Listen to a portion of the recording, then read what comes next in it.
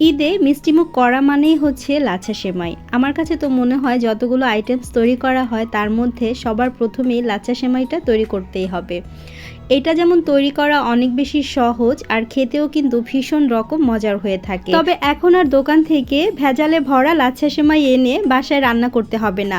আমরা বাসায় বসেই ঝটপট করে কিভাবে লাচ্ছা সেমাইটা তৈরি করতে পারবো আর পরিবারের সবাইকে নিয়ে ঈদের সময় মিষ্টিমুখ করাতে পারবো, সেটারই একটা রেসিপি আজকে তুলে ধরেছি আপনাদের জন্য। আশা করছি আপনাদের কাছে ভালো লাগবে। যদিও বা অতটা পারফেক্ট আমি বানাতে পারিনি, তারপরেও চেষ্টা করেছি। কিভাবে তৈরি করছি দেখিয়ে দিচ্ছি, চলুন।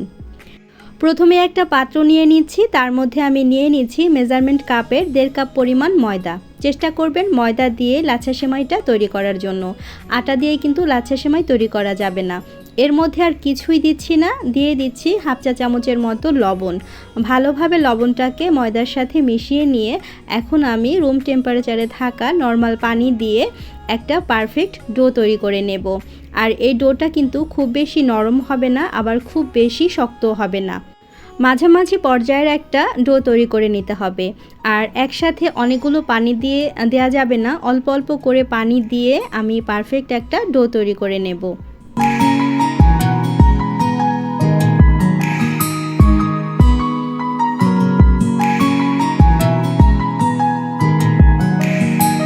আর এই তো দেখতেই পাচ্ছেন আমি কিন্তু অফ ক্যামেরায় ডোটাকে তৈরি করে নিয়েছি। আর এটা দেখতেই পাচ্ছেন এটা কিন্তু খুব বেশি শক্ত হয়নি, আবার খুব বেশি নরমও হয়নি। এরকম পর্যায়ের একটা ডো তৈরি করে নিতে হবে। এখন আমি এই ডোটাকে রেস্টে রেখে দেব 10 মিনিটের জন্য। ঢাকনা দিয়ে ঢেকে আমি 10 মিনিটের মতো রেস্টে রেখে দেব। ঠিক 10 মিনিট পর আমি চলে এসেছি। আর এখন হচ্ছে এই ডোটাকে আমি ভাগ করে নেব। আমি কয়টা সেমাই তৈরি করতে চাচ্ছি সেই অনুযায়ী ভাগ করে নেব। আমি এখানে 3টা লাচ্ছা সেমাই তৈরি করব। তো আমি এই যে দেখতেই পাচ্ছেন এরকম সুন্দরভাবে হাত দিয়ে মুড়িয়ে মুড়িয়ে গোল করে নেব।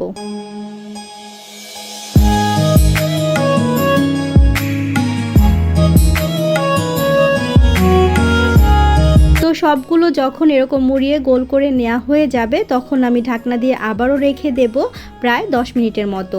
10 মিনিট পরে এই ডোটা কিন্তু অনেকটা সফট হয়ে গিয়েছে। এখন আমি ডোনাটের মতো করে মাঝ বরাবর একটু ছিদ্র করে দেব।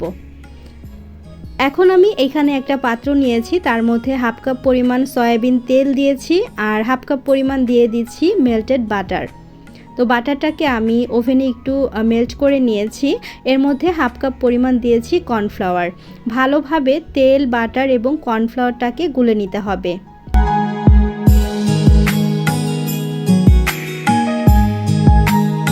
এখন আমি যেই ডোটাকে রেডি করে রেখেছিলাম সেই ডোগুলোকে বাটার বা তেলের যে মিশ্রণটা রেডি করেছি সেটার মধ্যে দিয়ে দিচ্ছি। দিয়ে উপর থেকে এরকম তেল দিয়ে আমি আধা ঘন্টার জন্য এইভাবে করে রেখে দেব। এতে করে এই ডোটা কিন্তু অনেকটা সফট হয়ে যাবে আর লাচ্ছি সেমাইটা তৈরি করাও আমার জন্য অনেক অনেক বেশি সহজ হয়ে যাবে। তো লাচ্ছি সেমাইটা আমি কিভাবে তৈরি করছি সেটা এই যে আপনাদেরকে একটু দেখিয়ে দিচ্ছি। আমি যে ডোটাকে রেডি করে রেখেছিলাম সেটার মাঝখানে এরকম হাত দিয়ে জাস্ট একটু ঘুরিয়ে ঘুরিয়ে গোল করে নিতে হবে। এটা কিন্তু জোর করে টানাটানি করে আমি লম্বা করছি না বা বড় করছি না, এটা এরকম জাস্ট ঘুরিয়ে নিলেই কিন্তু বড় হয়ে যাবে।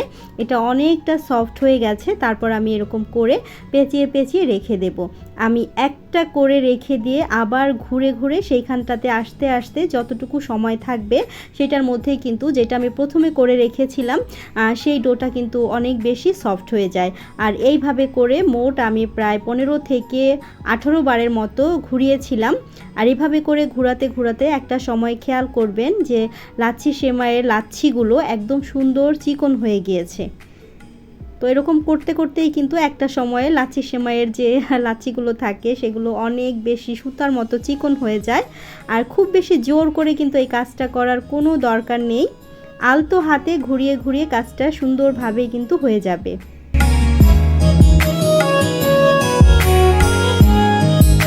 লাচ্ছিটা যদি একটু ঘোরাতে কষ্ট হয় তাহলে আমি জাস্ট এই তেলের মধ্যে একটু চুবিয়ে আবার উঠিয়ে এরকম করে ঘুরিয়ে নেব।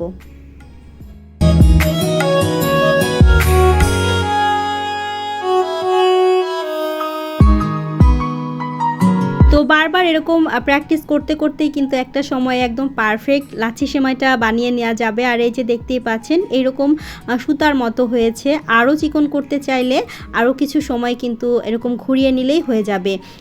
তবে খুব বেশি সময় আর কি ঘোরানো যাবে না, তাহলে কিন্তু এই সুতাগুলো একদম পাতলা হয়ে ছিঁড়ে যাবে। যাই হোক, লাচ্ছির সেমাইগুলো মোটামুটি বানানো হয়ে গেছে। এখন আমি ভেজে নেব। ভেজে নেওয়ার জন্য আমি এখানে তেল দিয়েছিলাম প্রায় 1 কাপ পরিমাণ, আর সেই সাথে দিয়েছিলাম হাফ কাপ পরিমাণ ঘি। ভালোভাবে গরম করে নিয়ে আমি এর মধ্যে একটা লাচ্ছি সেমাই দিয়ে দিয়েছি। লাচ্ছি সেমাইটা দেওয়ার জন্য আমি প্রথমে একটা প্লেটের মধ্যে উঠিয়ে প্লেট থেকে সরাসরি গরম তেলের মধ্যে ঢেলে দিয়েছিলাম।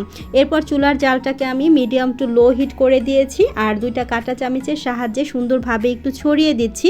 এতে করে লাচ্ছি সেমাইগুলো একটা থেকে একটা আলাদা হয়ে যাবে, আর এরকম সুন্দর ফুলকো ফুলকো হবে, দেখতেও ভালো লাগবে। সেমাইটা ভাজার ক্ষেত্রে আমার এখানে ছোট্ট একটু ভুল হয়ে গেছে, আমি সেটা আপনাদেরকে ধরিয়ে দিচ্ছি। তাহলে কিন্তু আপনারা এই ভুলটা করবেন না, আপনাদেরটাও এমন হবে না আমার মতো। যে সেই জিনিসটা হচ্ছে তেলের পরিমাণটা আরও একটু বাড়িয়ে দেবেন, তাহলে কিন্তু এরকম উল্টে নেওয়ার ঝামেলাটা আর থাকবে না। আর উল্টে নিতে গিয়ে কিন্তু আমার লাচ্ছি সেমাইটা একটু কালার চলে এসেছে। তো সে যাই হোক, কালার চলে আসুক আর যাই হোক, ঘিয়ে ভেজে নেওয়ার পর এত সুন্দর একটা ঘ্রাণ এসেছে, যেটা আমি আসলে আপনাদেরকে ওইভাবে করে অনুভব করাতে পারবো না। আপনারা দেখতেই পাচ্ছেন আমার লাচ্ছি সেমাইগুলো কিন্তু সুন্দরভাবেই ভাজা হয়ে গেছে। উপর থেকে কিছুটা পরিমাণ বাদাম আমি ছড়িয়ে দিয়েছি। খুব বেশি ভালো লাগছিল আমার কাছে, কারণ নিজের হাতে তৈরি করেছি, আর এই জিনিসটার টেস্ট একেবারেই ডিফারেন্ট হবে। আর কতটা ক্রিস্পি হয়েছে আমি জাস্ট একটু দেখিয়ে দিচ্ছিলাম আপনাদেরকে। তো আশা করছি বরাবরের মতোই আমার আজকের রেসিপিটিও আপনাদের কাছে ভালো লেগেছে। আর ভালো লাগলে অবশ্যই এবারের ঈদে আপনারা বাসায় বসে ট্রাই করতে পারবেন। হয়তোবা আমার চাইতে আরও অনেক বেশি ভালো বানাতে পারবেন আপনারা। আর বানিয়ে কিন্তু আমাকে অবশ্যই আপনারা জানাবেন যে আপনাদের কাছে কেমন লেগেছে। আর বেশি ভালো লাগলে প্লিজ একটা ছবি তুলে আমার ফেসবুক পেজে আমার সাথে আমার ইনবক্সে শেয়ার করবেন। আর চলুন আপনাদের সাথে এখন শেয়ার করছি আমি সেমাইগুলোকে কিভাবে সংরক্ষণ করব। তো এই সেমাইগুলোকে রাখার জন্য আমি এখানে একটা বক্স নিয়ে নিচ্ছি। আর এই বক্সটাতে আমি মূলত সব সময় যে জিনিসটা করি, রুটি বানিয়ে তারপর হচ্ছে ফ্রিজে রেখে দেই। রুটি সংরক্ষণ করার জন্য বক্সটা ব্যবহার করি। তো আপনারা চাইলে কিন্তু জিপলক ব্যাগের মধ্যে করেও এভাবে করে রেখে দিতে পারেন। যাই হোক, বক্সের উপরে লিডটা লাগিয়ে দিয়ে আমি ডিপ ফ্রিজে সংরক্ষণ করব। নর্মাল ফ্রিজেও রাখা যায়, কোনো সমস্যা নেই। এরপরে অনেকেরই প্রশ্ন থাকবে যে এই যে বাটার, তেল, তারপর কর্নফ্লাওয়ার যে মিশ্রণটা রেডি করেছিলাম সেইখানে তো অনেকটা তেল রয়ে গিয়েছে, এখন আমি এই তেলটাকে কি করব?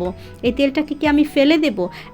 একদমই না। আমি কেন ফেলে দেব? এখানে অনেকটা পরিমাণ তেল রয়ে গেছে। তো তেলটাকে আমি একটা পাত্রের মধ্যে রেখে এখন হচ্ছে ঢাকনা দিয়ে ঢেকে রেখে দেব। যখন রুটি পরোটা ভাজবো তখন কিন্তু আমি ইউজ করে ফেলবো।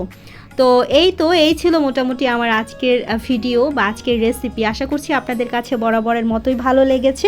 ভালো লাগলে ভিডিওতে ছোট্ট একটি লাইক দিবেন, কমেন্ট করে আপনাদের মূল্যবান মতামতগুলো জানাবেন, কারণ আপনাদের একটি লাইক এবং কমেন্ট আমাকে অনেক বেশি অনুপ্রাণিত করে নতুন একটি কন্টেন্ট তৈরি করার জন্য। আজকের মতো বিদায় নিচ্ছি, আবারও চলে আসব নতুন আরও একটি ঈদ স্পেশাল রেসিপি নিয়ে। ভালো থাকবেন সবাই। আল্লাহ হাফিজ। আসসালামু আলাইকুম।